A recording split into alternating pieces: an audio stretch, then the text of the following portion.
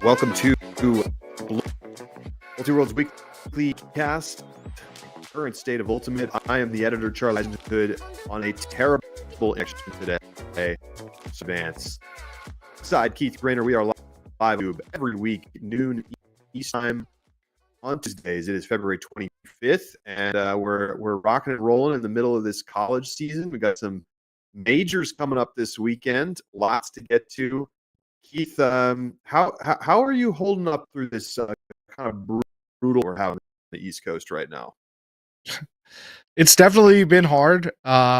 Wesleyan, I mean, we can't officially schedule practices anyway, but we can't even get outside because we've been covered in ice. So I had to play our first tournament, having not practiced outside of tryouts, which were done basically on ice and on frozen ground. So it's been tough. As a parent, it's tough. Your kid wants to go run around, and we're like going to McDonald's to find playgrounds that are indoors. You know, it's difficult, but we're starting to get a little bit of a thaw going. So I'm optimistic now that maybe we're through the worst of it. The other thing I want to bring up real quick, Keith, I think giving up on NBA, and I'm just going to start watching hockey because the hockey four countries thing was so much and more fun and more interesting than whatever god-awful product the NBA had for its All-Star week. I'm in shock. A new bar was set with the Four Nations tournament. So the NBA has experimented with like global versus USA stuff before, but I don't know how they're gonna copy what the NHL has done, because it's that the players really cared. That's the thing that made it different. You could tell when the US lost that they were very devastated by it, and that Canada was elated to get another great performance from Binnington and get the OT win. But very, very exciting stuff. My house is a big hockey house, so it was all the talk. I got a message just now. I'm having some internet cutouts. Unfortunately, it's going to be a reality today, so I'm going to let the talking. And with that in mind, it's trivia question of the week.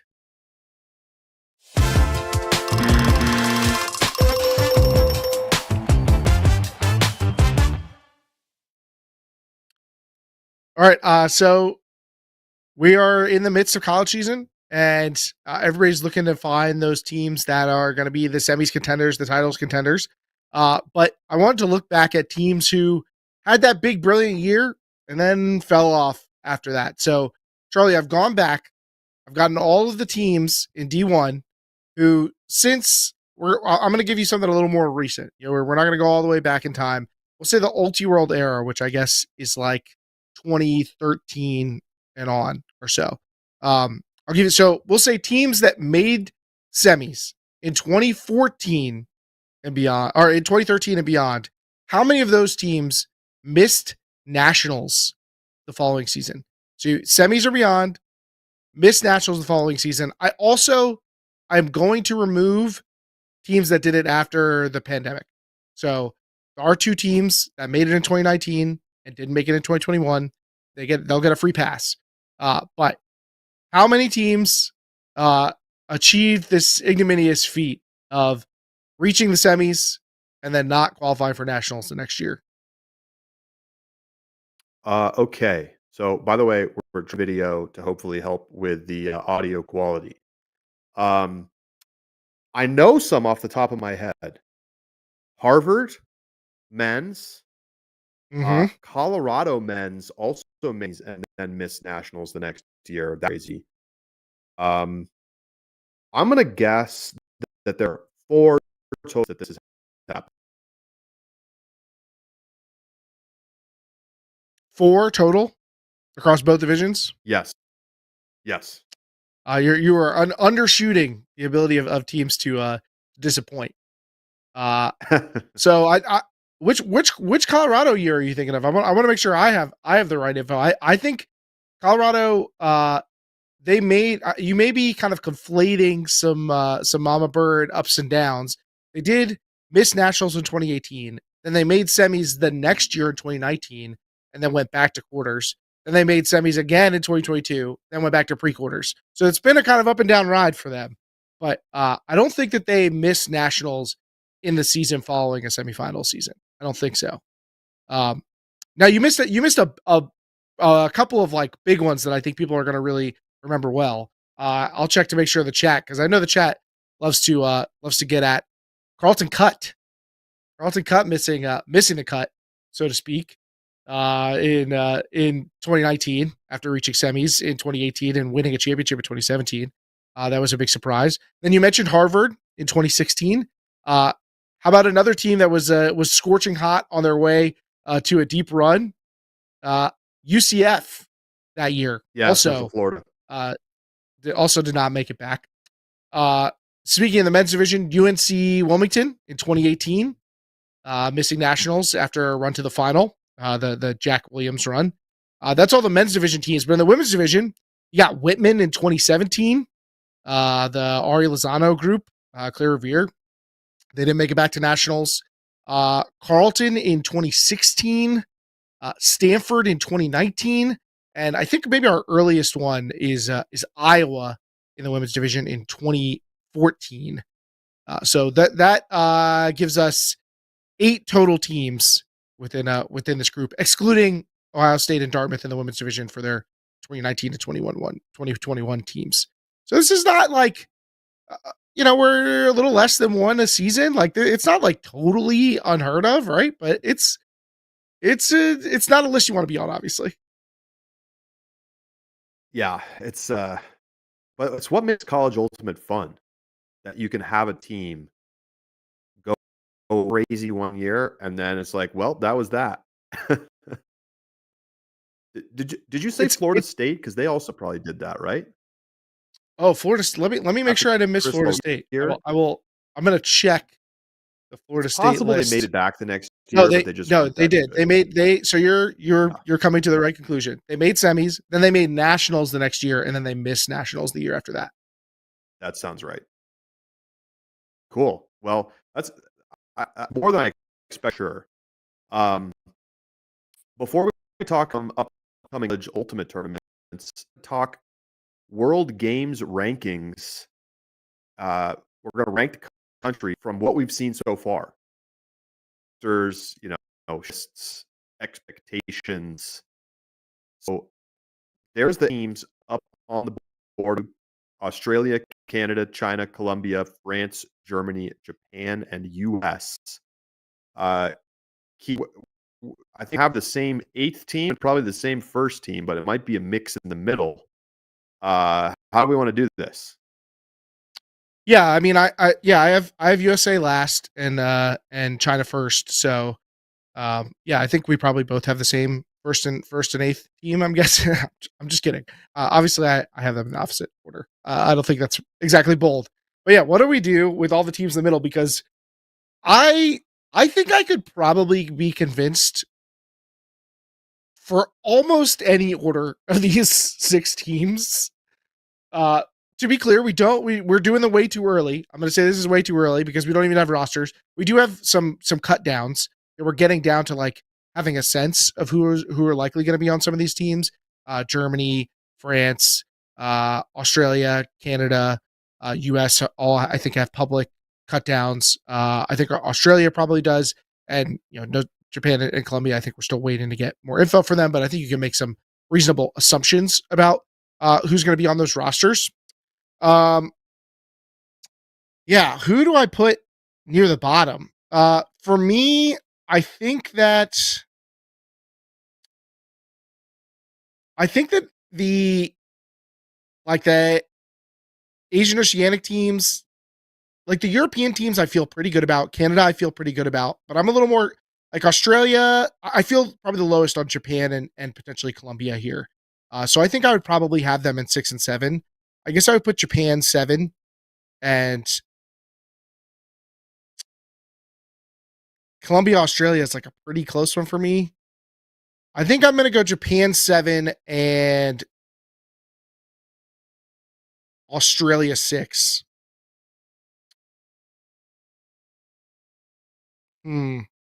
All right, Okay, who do you have? that, It's that you. Who do you that's have at pretty 7? low on a that's pretty low on Australia, Keith. I feel like probably a little too low. I think I'm way higher on them than I also have China at 8 and Japan. I mean, I just how Japan is really going to make much improvement for the last World Games where they were right near the bottom. Um, their best players are just still getting older. Then at 6 and 5, I'm going Germany and Canada. I don't quite. I mean, we're way apart on it. It's very interesting. I feel like they're Oh, missing I a love it. couple of key pieces, and Canada to me like could go anywhere from 3 to 6, but I put them at 5. I just don't know if they're going to quite have the firepower. But where are you going at 5 and 6? At 5, I'm going to go Colombia. The story here is the same as I think it's always been. When we're talking about Colombians playing at the international level in this type of environment. Their women matching players are obviously some of the best in the division, maybe the best. But can their male matching players hold up their end of the bargain? I think that the group of Colombia male matching players maybe have taken a step back from where they were last World Games. So I actually expect that group to be a little bit weaker, and that's going to pull the Colombians down. I do also think the women matching players, like we don't have Mosquera at the height of her powers. I know Ina and Alea Torres have been able to continue to run for a long time, but we could start to see them become a little more worn down.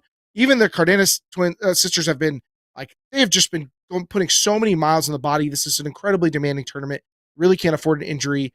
I think this team is going to be a little bit top heavy. Yes, there is some new talent coming into that Colombian group. I still think they will have one of the best group of women matching players at the tournament, but ultimately, I think that altogether, it's just too much risk for me. So I'm gonna have them lower than you, and I understand how you got to where you were though. Um, I'm gonna have I'm gonna have a, let's see. So I have China, Japan, Australia, Colombia working my way up uh, to 5 and 6. At 4, man, it is tough. I could see the argument for reorganizing these teams in a lot of different ways. I've got I've got Canada at 4. I mean, Okay, I'm like maybe they should be a 2 in some ways. Like I don't know. I think they're going to be really good. Uh, they've got super athletic women matching group. They're bringing in some of these Americans on the Colombians. I think Thomas Edmonds may end up being their best player for the Canada roster, but that's a big ad. I think that this group is going to be pretty good. Malik Ojesamar may end up being the premier deep threat in the male matching side. I think Canada is going to be pretty strong. Um, where are you at when you're getting into that top 4? all right. So I've got Australia at 4. Okay. They looked pretty 4 years ago. I don't quite see why you think they're going to suddenly be at the bottom of the pack here. Um, and then I've got France at 3. Uh, this France team has a ton of potential. They could go even higher, I think, but ultimately, I'm going to stick with Colombia at 2.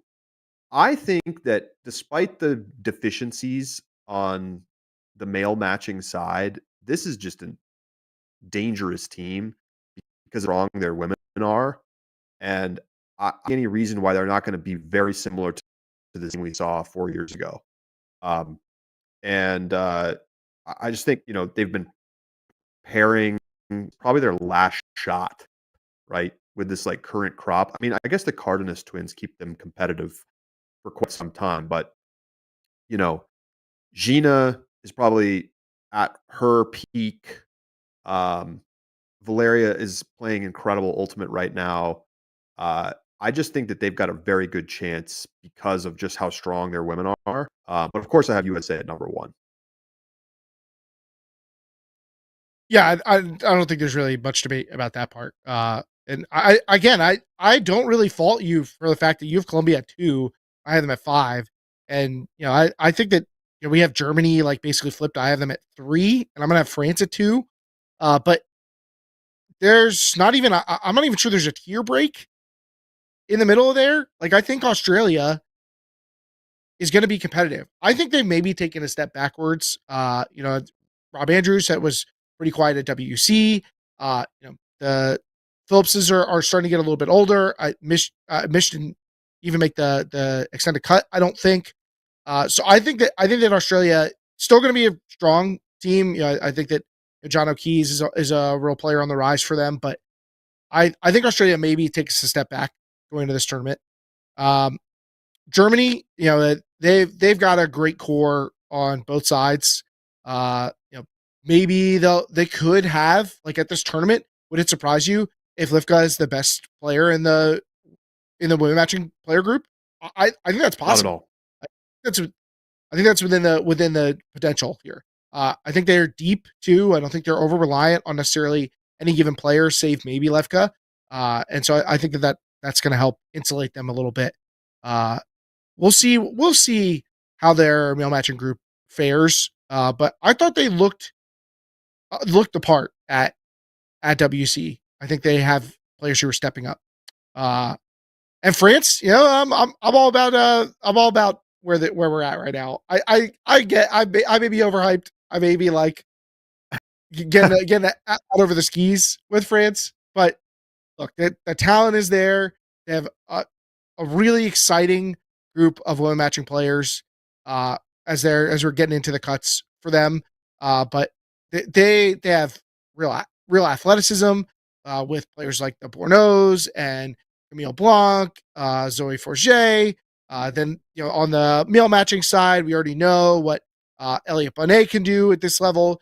They have rock solid players like Sasha Potts Sokolsky and Gael Ancelon. Like they have experience, they have athleticism. I think that this team has all the momentum going in the right direction for them to be kind of a global power for the next few years to compete with the top level teams and be one of the top challengers for the U.S.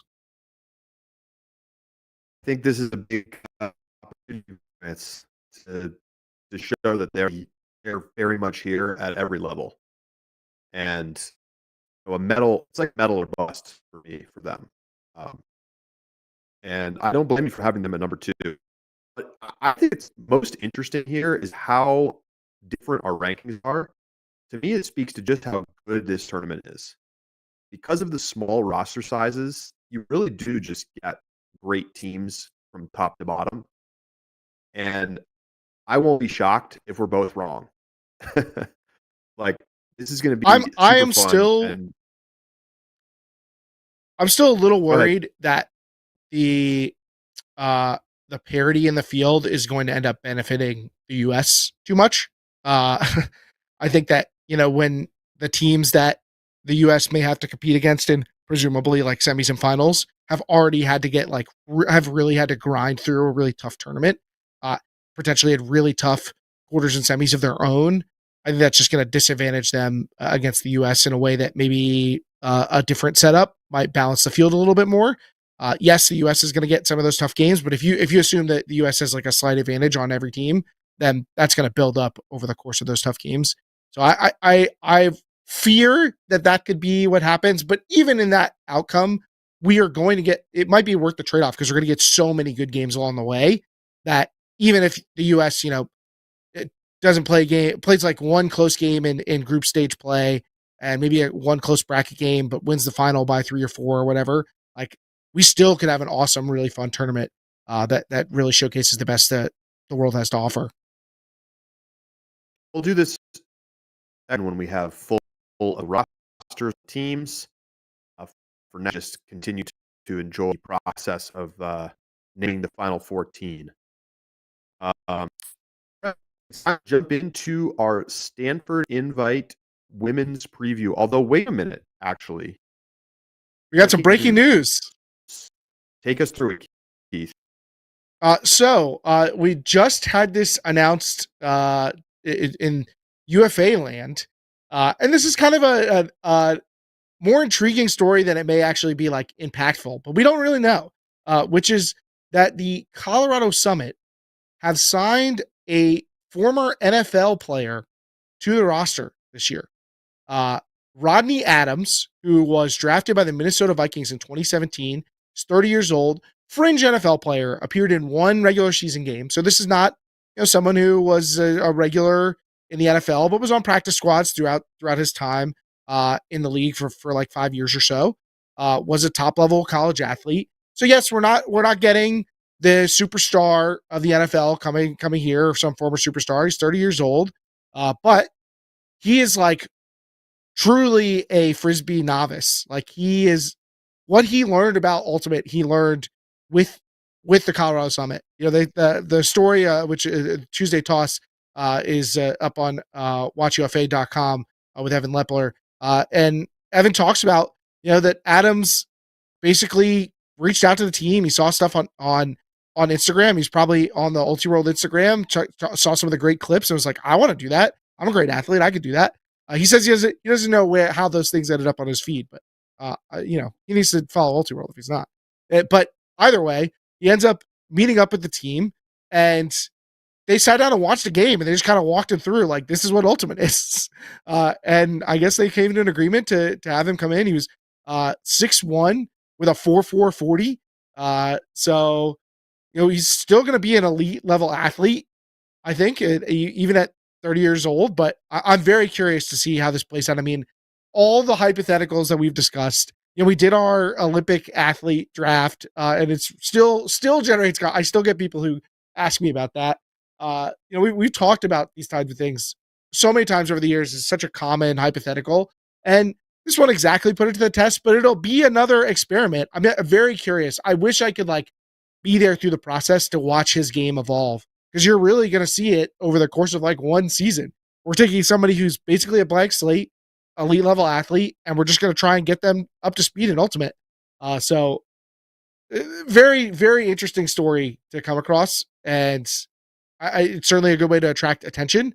We've seen a little bit of this. I think there was somebody in Madison who had been like a tight end for the Wisconsin football team or something like that, who I think he played a season or two with the Radicals, but was not like a big impact player. I don't think. I don't know how committed he was to it. But we've seen a tiny little slice of this. Jakeem Polk was a D2 football player before joining up with the UFA, and he, I think, had a little Ultimate background. I think he maybe played some league and stuff prior to that, so he wasn't like totally novice. But this will be a different type of experiment that we're seeing here with Rodney Adams coming in with the Colorado Summit. I am hyped. He's got the USF season receiving records for yards, receptions, and touchdowns. He's second all-time in USF career receiving touches, career receiving yards, and career receptions. He was an AAC second team selection. Obviously, this is not truly top elite NFL wide receiver. The difference between the guys who are at that level and the guys who make rosters but don't really play much is not that massive. To even get drafted into the NFL, you have to be pretty special. And he might have gotten drafted because of his size and speed. If you're 6'1", 4'4", there's just not a lot of people that have that. So they're going to give you a chance. Obviously, that said, an Ultimate is also rare to be that tall, that fast. So I'm very interested. I mean, there's an anecdote about him roofing Quinn Finer at practice. And I'm like, all right, let's watch this guy on a UFA field. That's awesome. Hey, maybe for the adage, and we talk about basketball all the time about don't jump, don't jump at this person because you're gonna get dunked on, and there's probably some situations in which you just don't want to go up with Rodney Adams because he's simply jumping higher than you. And there's a timing element to going up for a disc at the right time, but that only covers so much of the inches of difference in vertical. So if you're just going to get posterized, even if the person's on the way down, it might not matter. It's I think that there will be some strategic deployment of Adams. I'll be curious. I think he'll be going out there on defense. Maybe they'll use him at a quarter situations and stuff like that. But I think it's hard to directly implement just raw speed, but he's going to get time to practice. I think the toughest thing is actually reading the disc to be like, to be able to time that, to be able to get on the right angle so that you're not just like getting underneath the disc and then it fades away from you. I think those types of things will be challenging for him. But Right. he's going to have time to rep it, and he's going to be with people who know how to teach those skills, who know how to set him up for success without trying not to throw, hanging jump balls. So yeah, I cannot say I'm very curious, right? There's just no way around that. I'm super curious about how it's going to play out. And I think this has me wanting to watch the first Summit games. Like, I want to see his first few points. I want to see what it looks like. It's hard not to, it's hard not to get excited about it a little bit. 100% Uh, going to be awesome. Yeah, absolutely. So we're gonna take a brief break here, but lots of college talk. We've got Stanford invite in the women's division.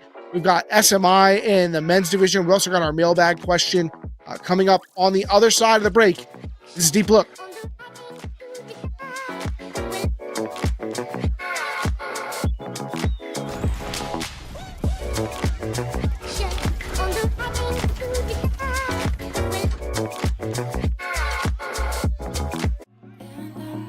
With a huge bomb, looking for Reynolds. Reynolds got some steps. Chloe can puddle upwind, looking for Earhart. She's gonna run onto it. Big shot down the field.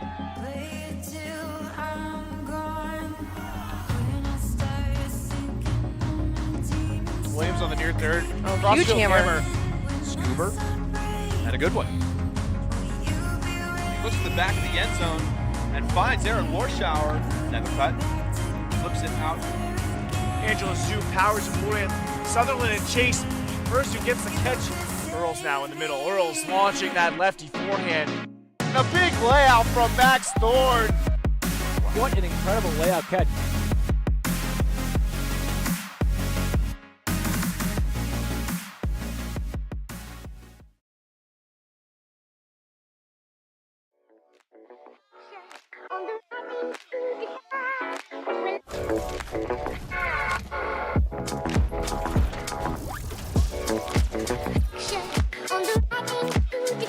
Deep Look, we are back, and I will be taking over in the pilot seat here.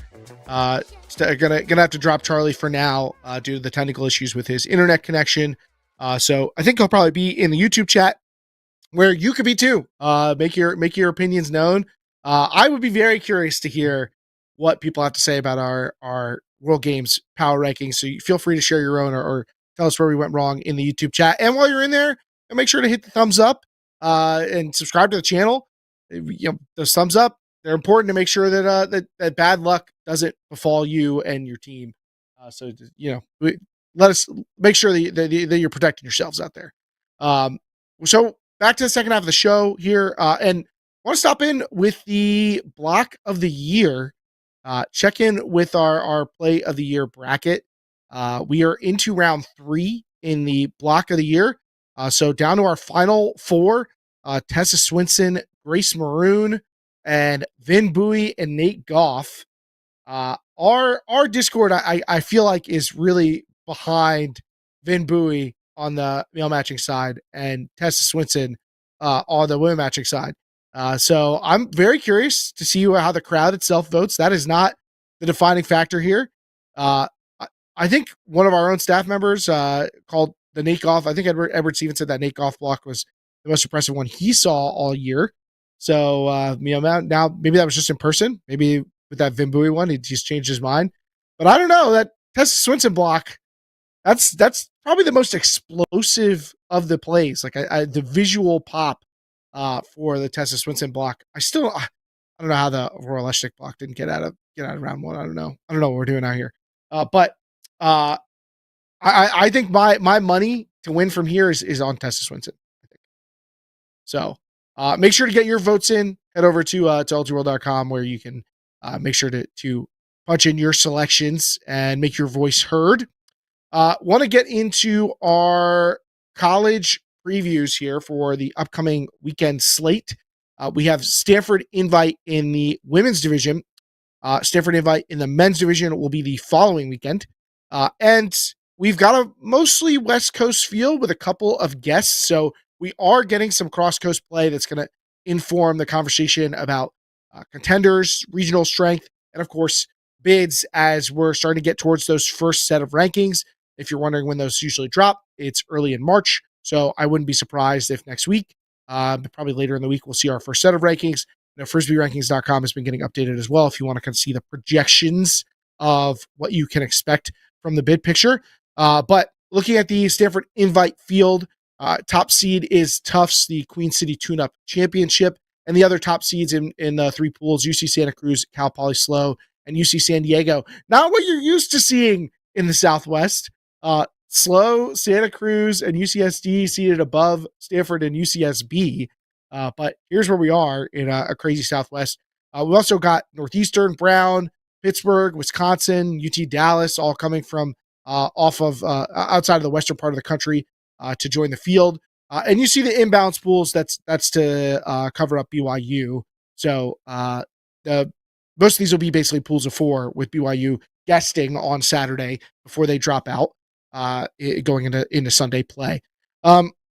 Looking at this group, I mean, we're into the third leg of the Southwest Triple Crown Tour. Obviously, UBC not going to take that down since they're not in attendance, but Tufts kind of the stand-in in their place as the overwhelming favorite. Is that too much to say? I mean, we're going to get a sense of how they stack up because we've only seen them play at Queen City Tune-Up, but we saw a little bit of cross-coast play with Carleton in the field there, and you could say what you want about the wind, but Tufts took care of business in that, and I think that positions them to be a fairly heavy favorite here, especially without the likes of UBC, Oregon, Colorado, some of the top teams from the western part of the country out there as well. So Santa Cruz, though, has had a strong start to the season. I think we're seeing new part of potential for Seoul. They had a strong President's Day where they beat Western Washington, UCSD, UCSB. So they're a team that is a deserving 2 seed, even though they do hold losses to Washington and Stanford from back at SBI. They're a team. I was watching some tape on them, and I was like, wow, there's some pretty impressive players here down the roster. Maybe you don't hear enough about. They could be a pretty dangerous team, I think. SLO, maybe a wild card team, a team that we're high on the staff after their showings at SBI and Pres Day qualifier, but more unproven, right? This is not a team that's had a really strong program over the years. They've had some great recruits come into over the past couple seasons.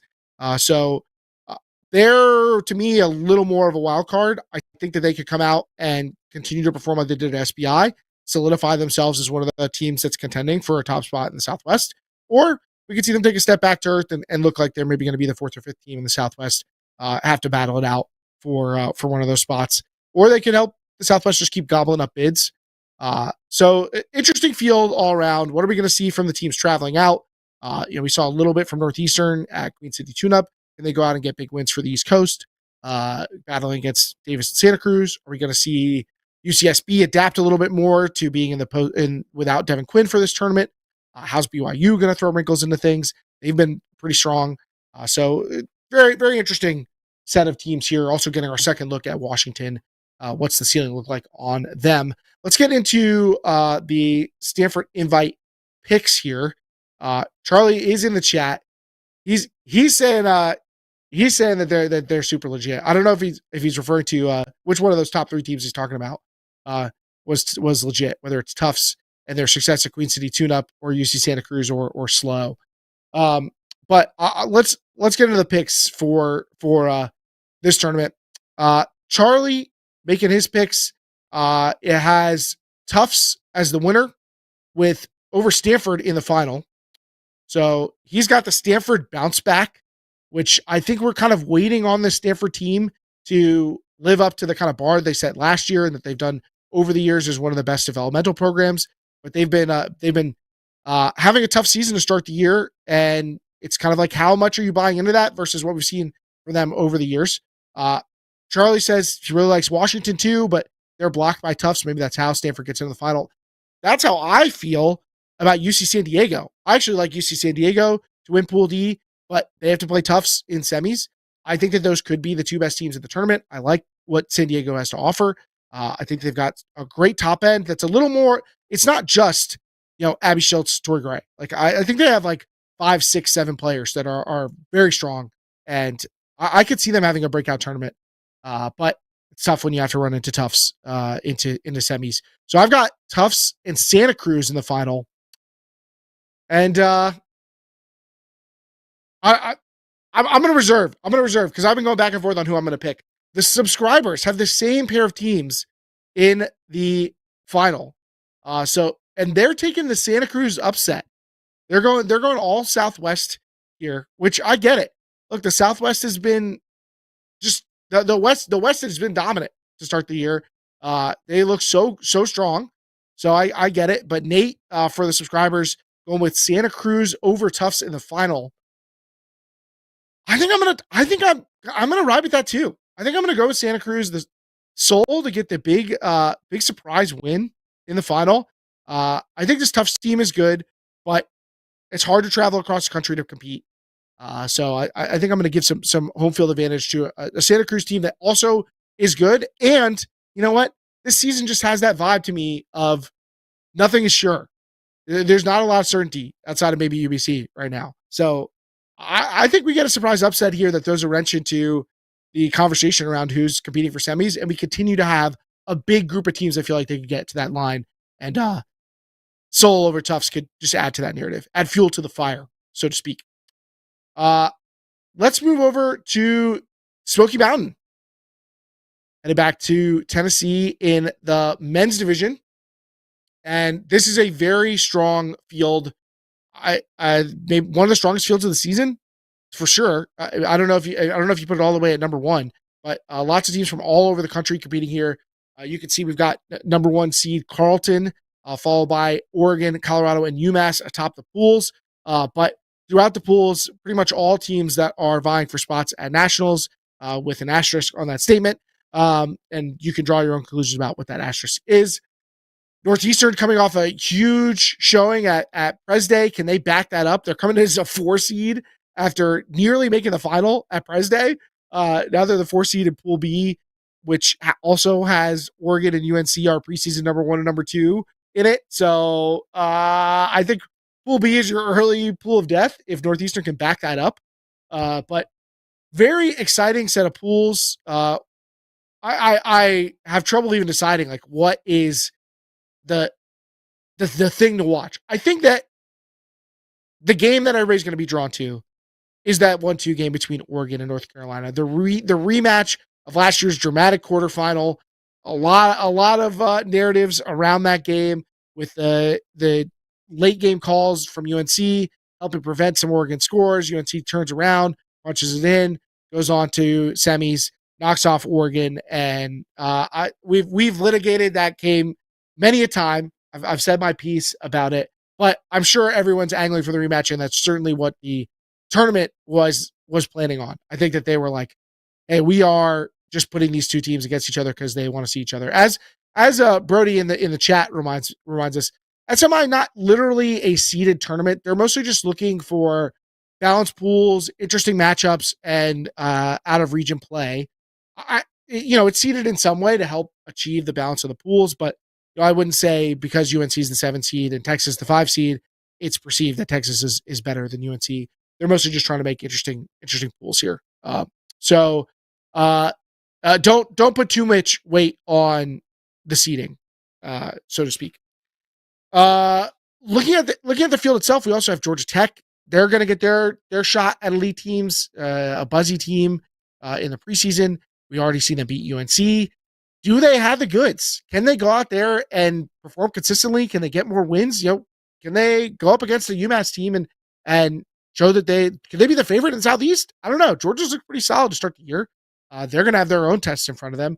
I will be surprised if we get a lot of pools that are cleanly decided with an undefeated team at the top and then a no-win team at the bottom. I think this tournament's a little too competitive for that. I'm also still watching for Pittsburgh, Minnesota.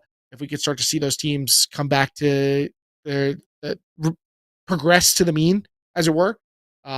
So there's Colorado. I think maybe a little bit of a disappointing PDI performance. They come out here and win this tournament. That'll be a big boon to their contention.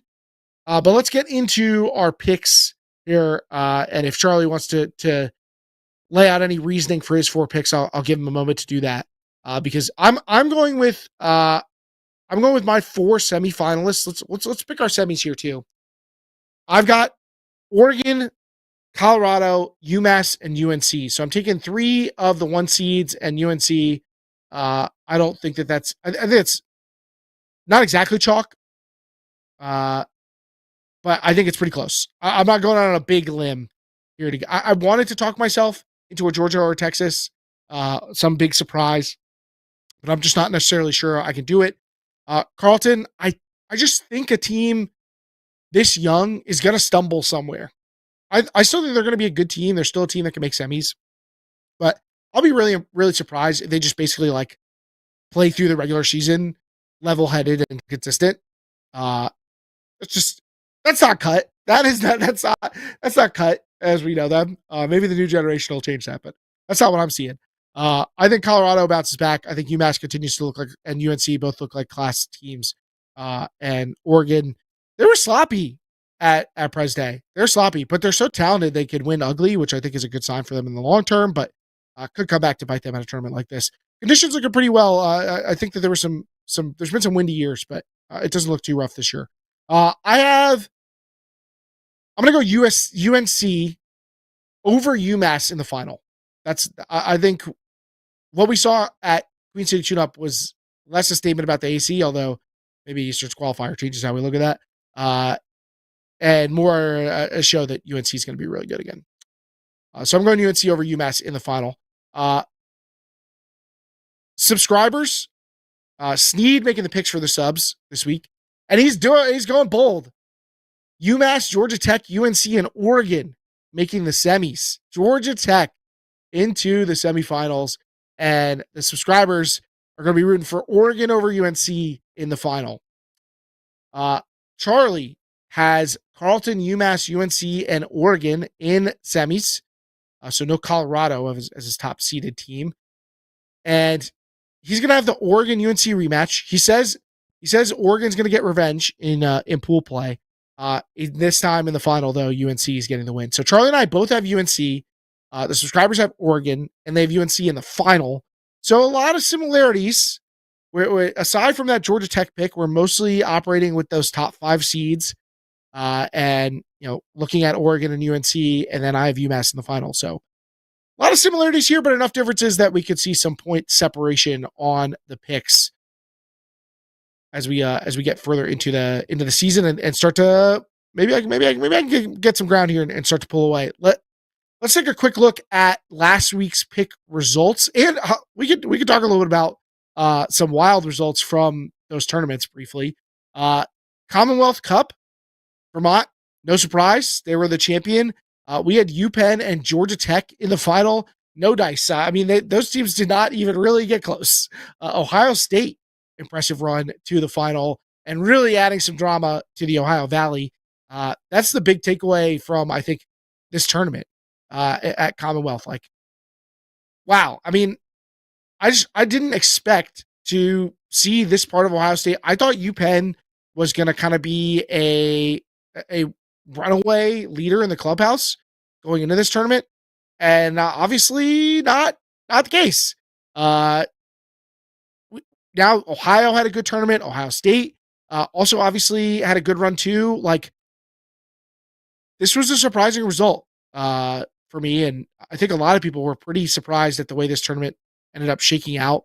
UPenn loses a game in pool play in like a triangle fashion. They lose to Notre Dame by a single point, and then Notre Dame also loses to UVA.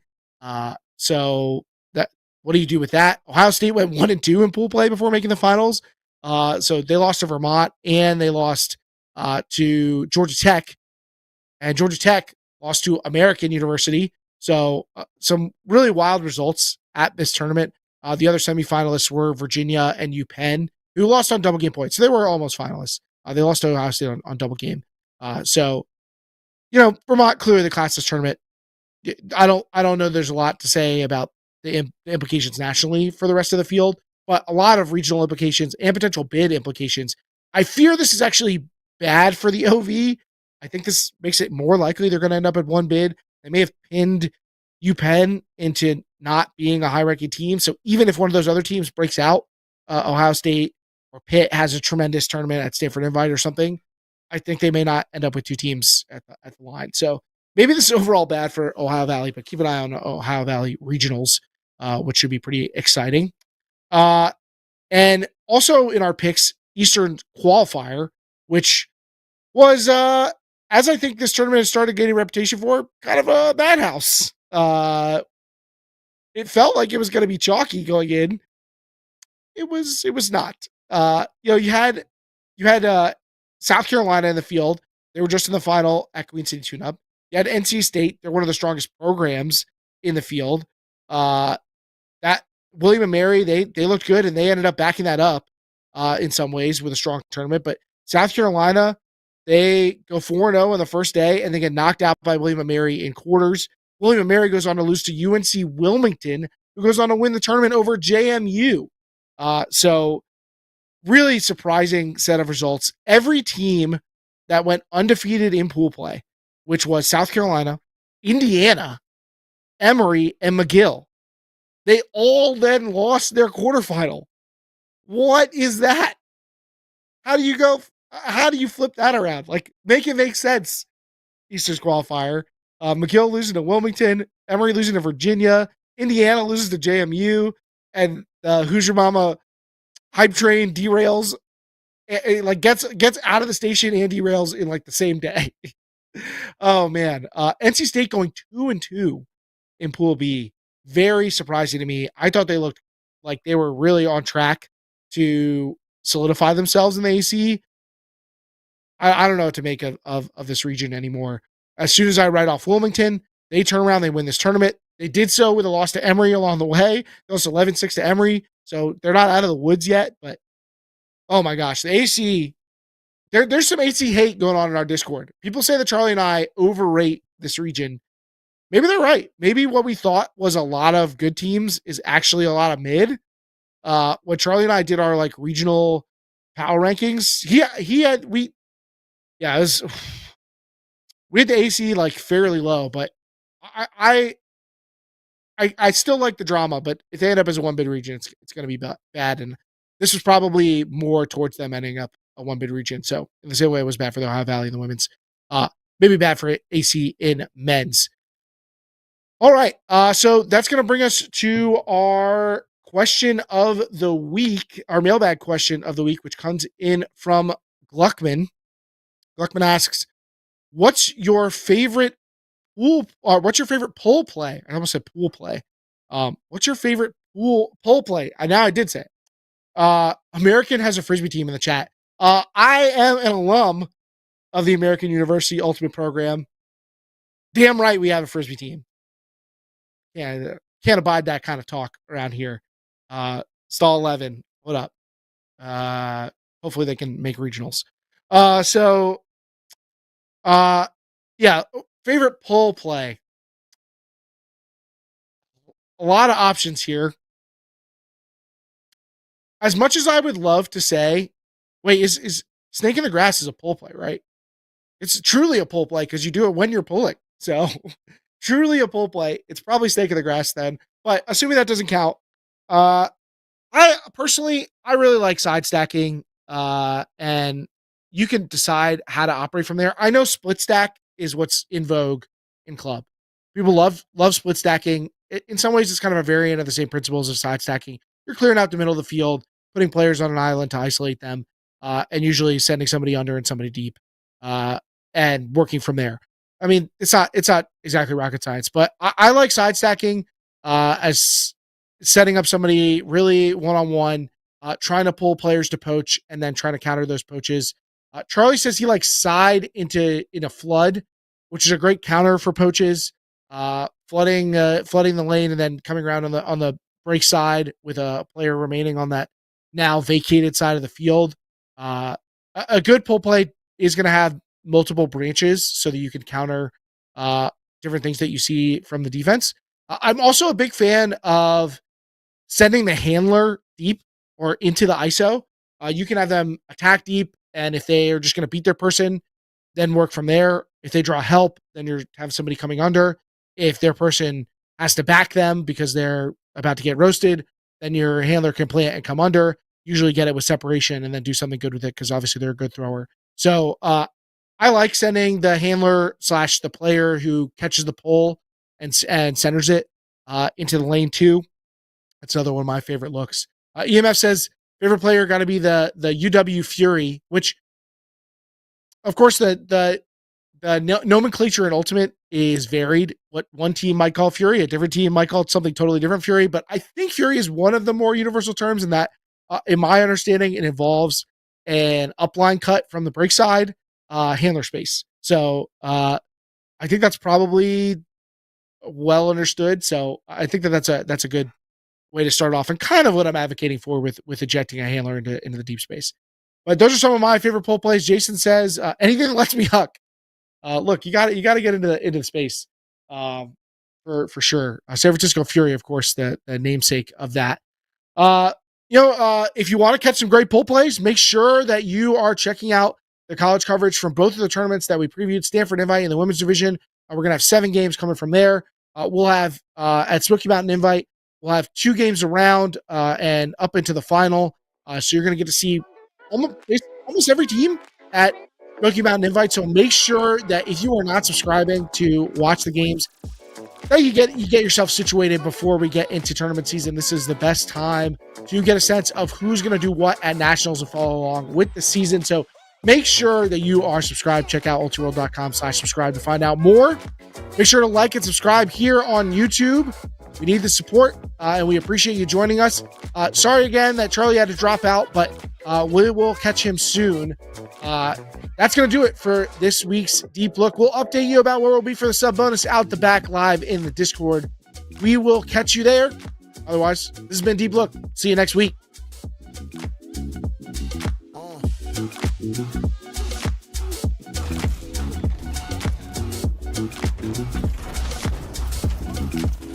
Shout out Bish, baby. First tournament. Wesley in with a dub.